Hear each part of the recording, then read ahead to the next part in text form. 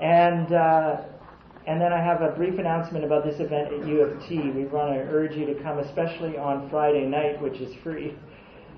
Okay, so Tony, thank you for coming. Thank you. Speak to us. Good evening, everyone. And I guess you saved the best for last. I guess it'll be judged. Well, I want to talk to you tonight, and we have this discussion tonight, talking a little bit about the origin and the nature of science. I think there's a lot of misunderstanding about the origin and nature of science, and that there really does exist a fine line between science and faith, and also with philosophy. Now, today in our modern world, when we speak of science and faith, it is usually assumed that we're talking about two opposing fields, two opposing categories, and that these views are usually deemed to be diametrically opposed to each other. They're contradictory. And so people believe that if you're scientific, well then there is no place for faith. And if you are religious or if you have faith, well really there's no place for science. Science is the realm of fact and the realm of knowledge, whereas faith is the subjective experience, the subjective feeling that people have. And so there's this dichotomy that is presented that somehow science and faith are really foes. They make bad bedfellows, and they really cannot get along. And I think that really is a myth, particularly when we look at the history of science and its origin, and only to find out that many scientists today live by faith. Many scientists today depend on faith. And so what I think we have in our modern world is we really have a logical fallacy here, a logical fallacy of a faulty dilemma where we're told it's either science or faith, and the twain shall never meet. Now, the point that I want to discuss here tonight is the fact that science is also philosophical, that science is made up of faith. The Greek philosopher Plato was right. He said that we all must begin with a worldview. What determines our meaning in life is how we view the world. And how you view the world will determine how you treat each other. It will determine what you believe about the meaning of life and whether life has worth or if it doesn't have any worth whatsoever. But really, we come down to three basic questions that have been asked by humans throughout history. Scientists ask this question. But these questions are really more philosophical in nature. These three basic questions have been asked virtually by philosophers, scientists, theologians, and to the present day, we continue to ask these questions. And they boil down to the following three. Where did I come from? Why am I here? Where am I going? Or where am I going after I die? And so the first question is one of origin. The second one is really an existentialist question. Is there meaning to life? Is there purpose to life? And the last one is what we call a teleological question, the question of purpose, the question of destiny, the future. Now, these questions I submit to you tonight I believe are both scientific, but also deeply philosophical in nature. And really, these two fields intersect here. You see, science and philosophy do try to attempt to answer these questions. Socrates once said, and I think Socrates is right on this fact, and he said that the unexamined life, he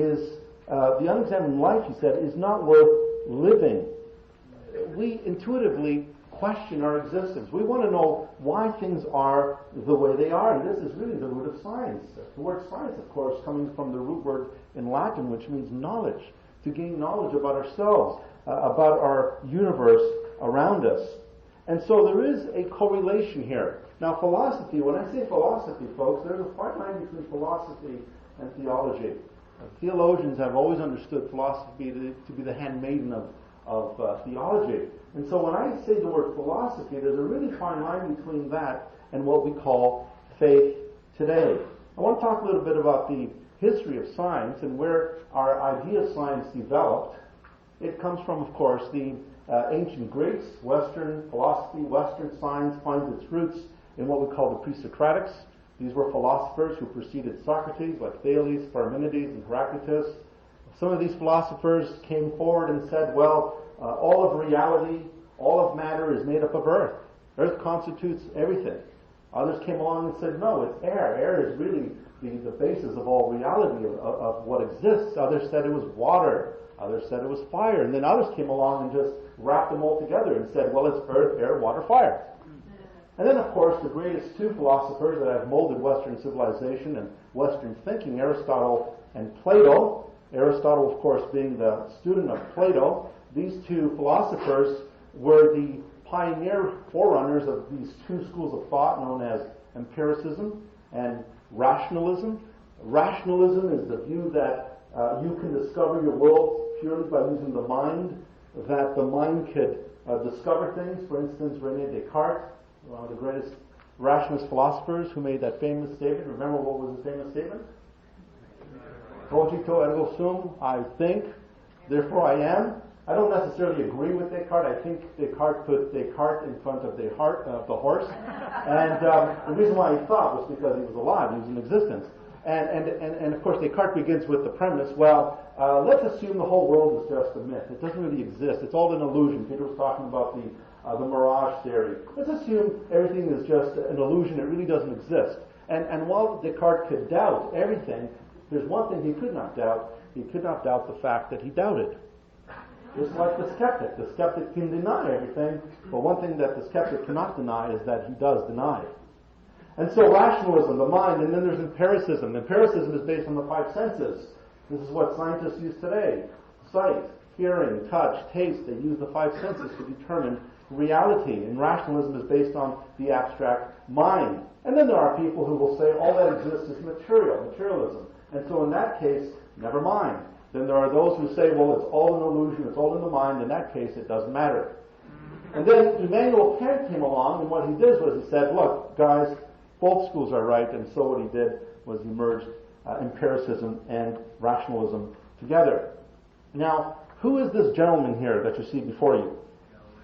Yes, the man who would be delighted to hear that his country won the World Cup, even though Zidane headbutted one of the soccer players. But Galileo here, and whenever we think of Galileo, what do we think of? What's the first thing that comes to your mind? What's that? Okay, the Catholic Church. And what did they do to him? They tortured him. That naughty church put this scientist in house arrest.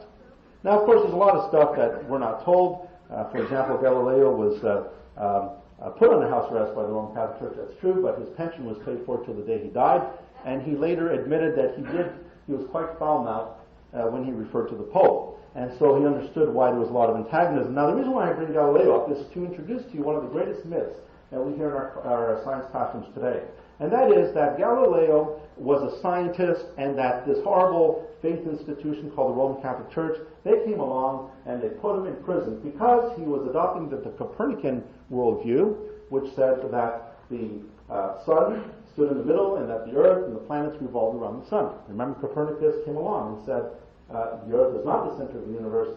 The sun, planets, and the earth go around it.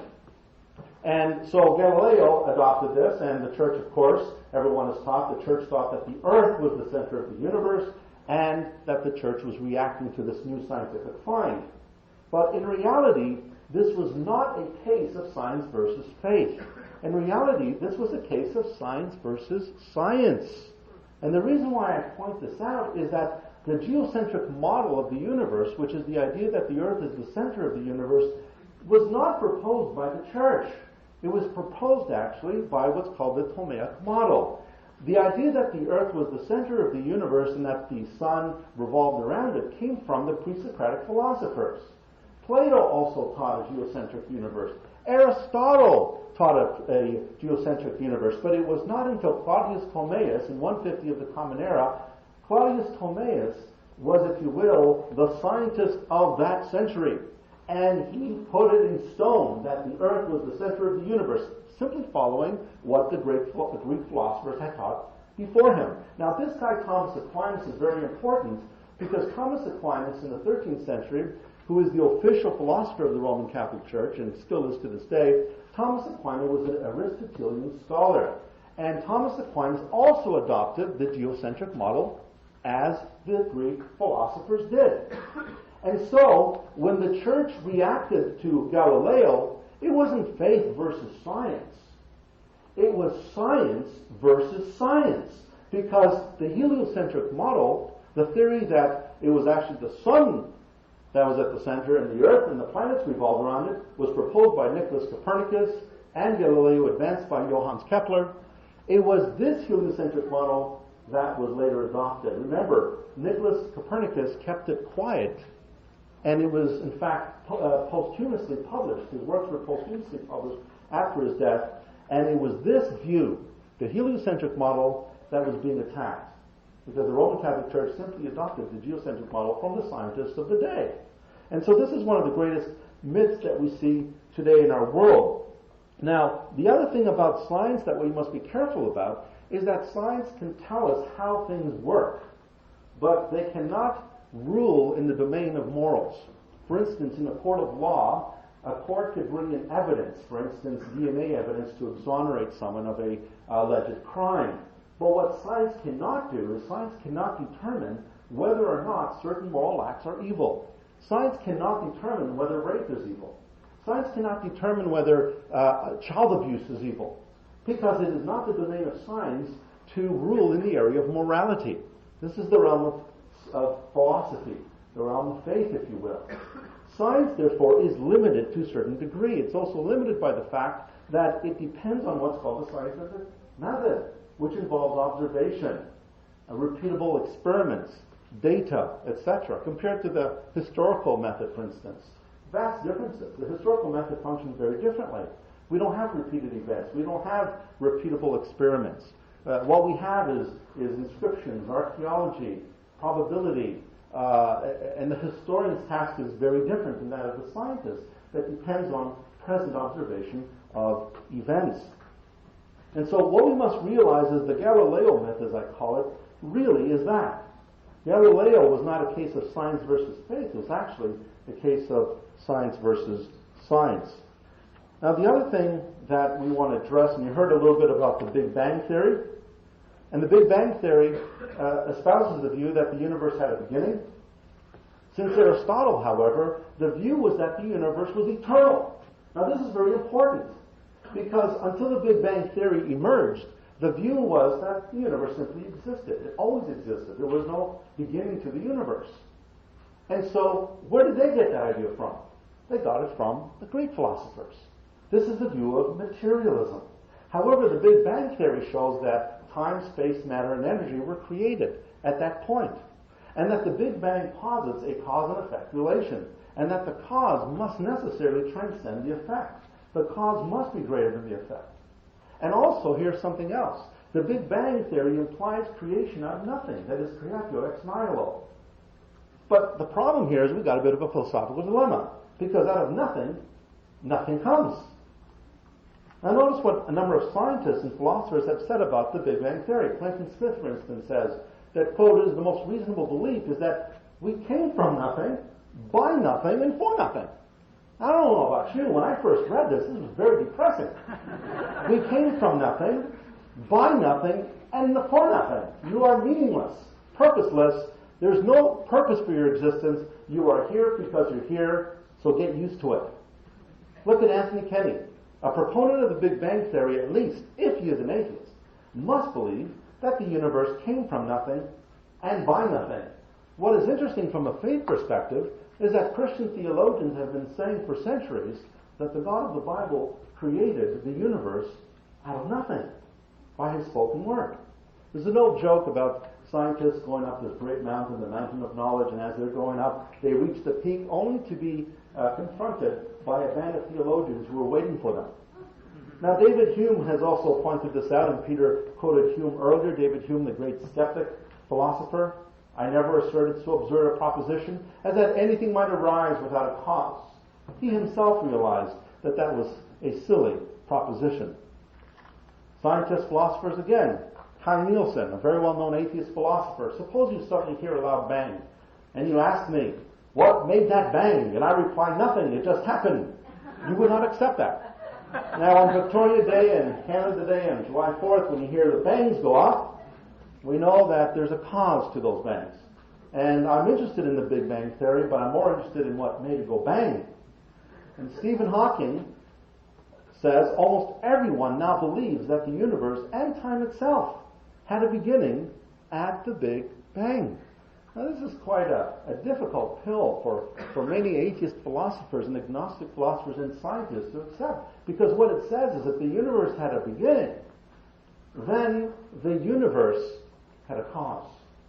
What was that cause?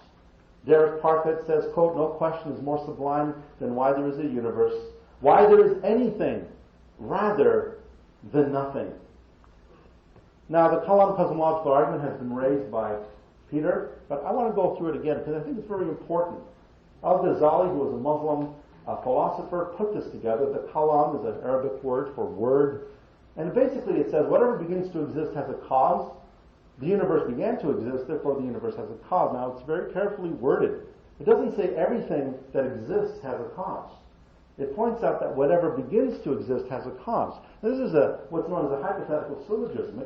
The conclusion follows from the premise. It's like the old syllogism, all men are mortal. Socrates is a man. Therefore, Socrates is mortal. The conclusion 3 follows logically from the premise number 1. How do we then judge and weigh the evidence? Well, the inference to the best explanation. How do we do that? We collect a body of data. We look at this body of data and try to explain it. We look at the various explanations for that body of data. We've heard a few of them mentioned here tonight. The explanation, which if true would best explain the observable data, that's the one you should take. Which direction does the weight of evidence lean towards as an explanation for the origin of the cosmos? Socrates is reputed to have said, to follow the truth wherever it leads you. Follow the truth wherever it leads you. And I think that's what Michael Behe did in his book, Darwin's Black Box. He took the evidence and he let it lead him. To what conclusion? That the Darwinian theory is simply highly implausible. We look at the theories. Is it evolution that accounts for what we know of? Is it intelligent design? Is it creationism? Is it the anthropic principle? That's simply a term that philosophers use that basically means that the planet Earth looks designed, it looks as if it was deliberately put that way to inhabit life. It's on the right axis, the degrees is a perfect axis. It has water, which is a necessary component for life. It's fine-tuned, even the universe is fine-tuned. This is what they call the anthropic principle. The planet looks like it was deliberately designed to allow for the existence of life as we know it. I want to quote to you Dr. Michael Roos, who is a Canadian himself, who is a professor emeritus of the University of Guelph, and I want you to please notice his words very carefully. This was in the National Post of May 13, 2000, and he has entitled the article, How Evolution Became a Religion. Please listen to his words. Quote, "Evolution is promoted by its practitioners as more than mere science. Evolution is promulgated as an ideology, a secular religion, a full-fledged alternative to Christianity, with meaning and morality. I am an ardent evolutionist and an ex-Christian, but I must admit that in this one complaint, the literalists, and these are creationists, are absolutely right. Now listen to these words. Evolution is a religion. This was true of evolution in the beginning, and it is true of evolution still today. Why is it a religion? Because evolutionists must function on faith. They must assume that there was a primordial seed, a soup. They must assume that all life arose from the seeds and that they went through, as we've heard, the ooze to the zoo to you. They must assume a whole bunch of categories, a whole bunch of ideas. Based on what? Evidence? No. Based on assumption, a priori assumptions. So even evolutionists, everyone lives by faith. When you get into your car and you turn the engine, you are going by faith that that car is going to get you from point A to point B. As you sit on these chairs, you are hoping by faith that those chairs are going to hold you up. Everyone uses faith. Even the evolutionist needs faith. Now notice what Dr. Roos also says. Why should a bunch of atoms have thinking ability? Why should I, even as I write now, be able to reflect on what I am doing, and why should you, as you read now, be able to ponder my points, agreeing or disagreeing with pleasure or pain, deciding to refute me or deciding that I am just not worth the effort? No one, certainly not the Darwinian as such, seems to have an answer to this. The point is, there is no scientific answer. How do you explain love when you're in love with someone? When a husband loves his wife or a wife loves... how do you explain that? Does evolution explain that? Justice, the idea of morality and justice and human rights?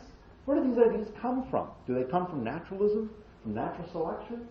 These ideas are much deeper than that. And I think that's what Dr. Roos is getting at. How do you explain this reality? B.F. Skinner tried to say that, well, everything is all in the brain. And love is simply the firing off of neurons. It's all mechanical. But why does it only go on for this particular person that you call your wife? Why not everybody else? And when it does happen to everybody else, we've got problems in our society. And we have problems in marriage when that happens. And so, how do you explain love? How do you explain these deep ideas, even the idea of thought and consciousness? That cannot be explained by evolution, because evolution is necessarily materialistic. It is not interested in the abstract. It's interested in the materialism. Now, there was an interesting article in Newsweek. I don't know if you've read it.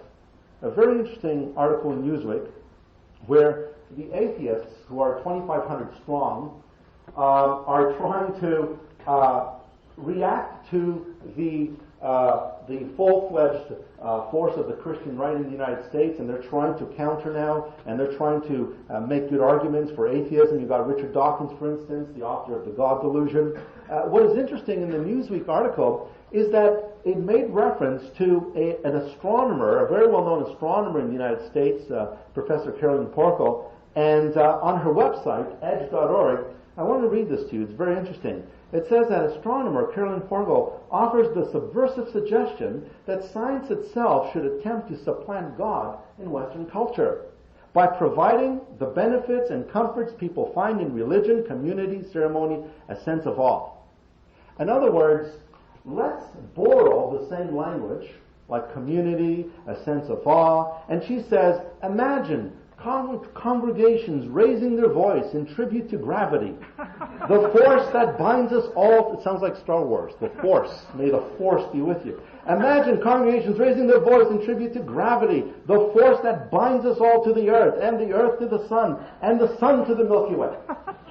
So you see what's happening is we don't have the designer or God or whatever you want to call it in the picture, but we'll substitute it with another capital G. And we'll call it, not the G-spot, we'll call it gravity. So you see, what's happening here is they're simply taking that idea that theists call God and simply supplanting it. Carl Sagan tried to do the same thing. He would deny the existence of any designer, but he would always speak of nature with a capital N. You see, there's a necessity for a reference point in life. But Professor Carolyn realized one problem. She said the people who want to know that they're going to live forever and meet mom and dad in heaven, she said we can't offer any answers to those questions. And so my point here tonight is to show that science is limited to a certain extent, that there is an origin and a nature to science. And science is limited only in the extent that what is true to ourselves, to our world, is what can be tested, what can be observed. And in the area of origins, unfortunately, we are left in an area where we have to look at the evidence, we have to weigh the evidence, and ask ourselves the question, out of the evidence that we know of, that we have, what better model suits what we know? What better model explains our world? Is it evolution? Is it creation? Is it intelligent design? Whatever it may be, you have the choice to make tonight. I thank you for your time.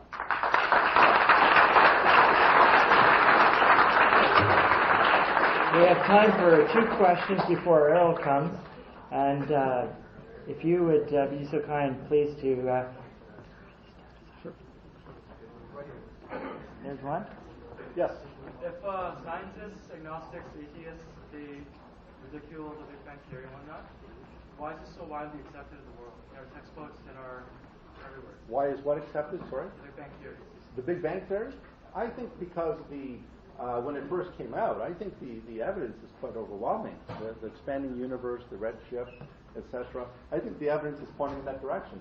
But the other problem is the implications, the ramifications of the Big Bang Theory leads you to the conclusion that if the universe had a beginning and that it's not eternal, well then, what is the cause of the universe? And I think that the problem is not so much scientific as it is philosophical. They're trying to avoid the conclusion, and that is that something made the universe. Yes? Can you quickly explain like the difference between the age of the universe with, with the Bible it says 6,000, 7,000 years versus billions of years? What's the view with any of you guys? Well, on this issue, there will always be dissension among people of religious convictions. If you look at the biblical account hones in on the earth itself. It looks at what happened on day 1, day 2, day 3, day 4, day 5. It doesn't necessarily go into details about the universe per se, as we know, the Milky Way, etc. And so the Bible is geocentric in that respect. But there are Christians who will differ on this. There are Christians who will say that the days of Genesis 1 and 2 are to be taken literally. 6 24-hour periods and God resting on 7. There are those who will say that those days represent huge gaps of time. And on this, I think we will never find a resolution. Now, if you were to ask me, if I am to speak from a theological perspective, I would say that when Moses wrote, when he used the Hebrew word yom, which is the word for day, it was a 24-hour period. But on this issue of origins, as I said, we'll always have dissension. So it really is an unresolved issue for me. Yes, sir.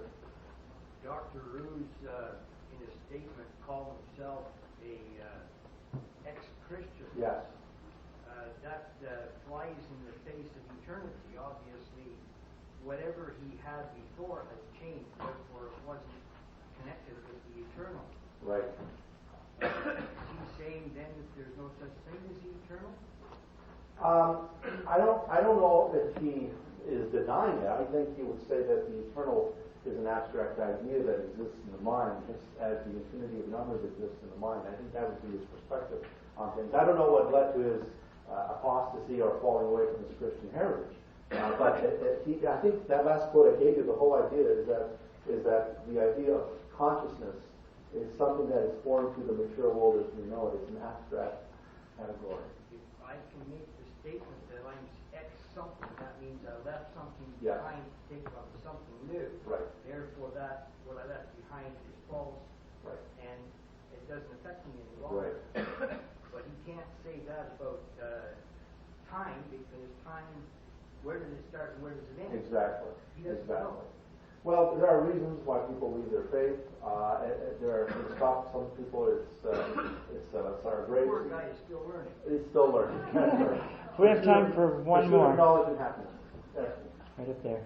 Oh, me? Yes. All right. Yes, sir. How come more isn't made of the flex design theory, right? Then could you make evolutionists more happy? I mean, if God was there and put the eyeball on Earth and then let it evolve, like, who are we to say that God didn't allow amino acids to form proteins and such? How come he can't? He gave us a little spark. Right. And let it run Well, for itself? we can say that, but Darwin wouldn't say that. No? That's the point. He simply removed the designer out of the whole picture, and as Dr. Perry pointed out, it was all chance, without a designer whatsoever. So there's no intelligence directing it at all. So, I mean, there are such things as theistic evolutionists. I've met a number of them. One prominent physiologist at the University of Toronto, who is a believer in God, but he believes that God used the mechanisms of evolution to bring about what we see today.